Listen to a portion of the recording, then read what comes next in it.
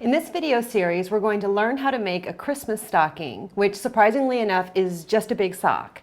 So if you follow along with these lessons, you will not only have a Christmas stocking when you're done, but you'll have the knowledge you need to knit most normal cuff down pairs of socks.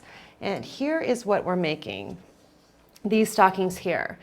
We have two colors of yarn going. We're going to be using both circular and double pointed needles. If you want to follow along with the exact pattern that I'm using here, it's available for purchase and download over at VeryPink.com.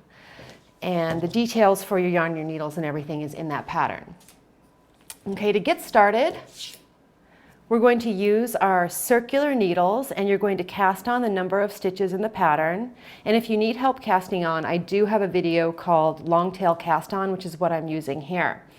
So the first thing we need to do is to join this in the round so we can get knitting. And this is how I'm going to do that. I am first going to set this out so that I can see all of the cast on knots are lined up without any twists on the inside of the cord here.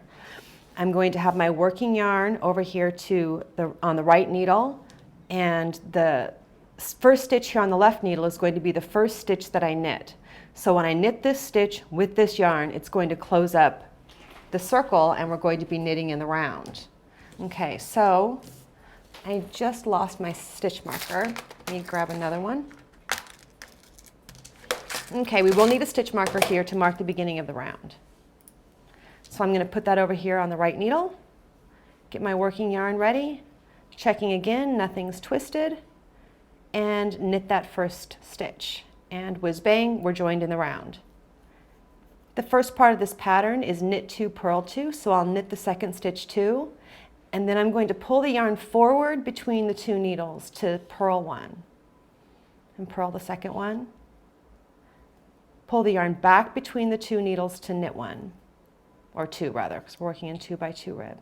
That's the most important thing. If you forget to pull the yarn forward to purl and back to knit, let me show you what happens.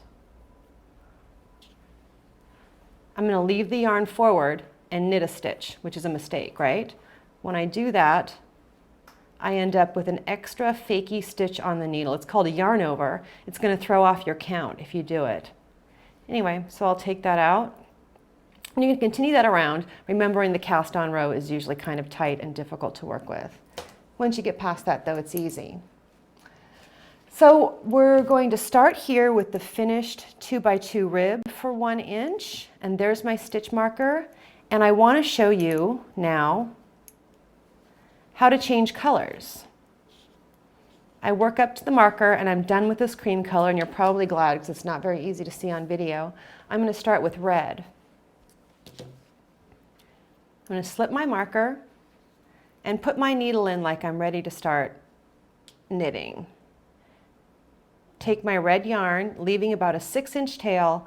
I'm just going to loop that over the needle and pull it through. There, I've started the new color.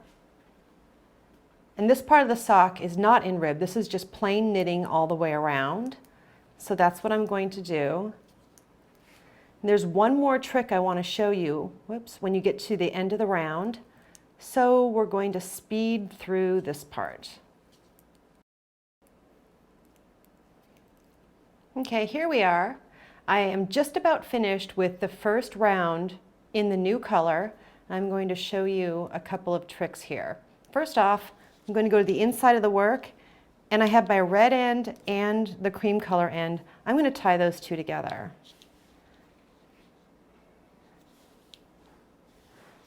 Okay, that's secure. That's not going anywhere. And now I want to do a correction here so that the red and the white run smoothly next to each other without there being a jog where I change the color. And to do that, I'm going to put I'm at the first stitch here. I've slipped my marker.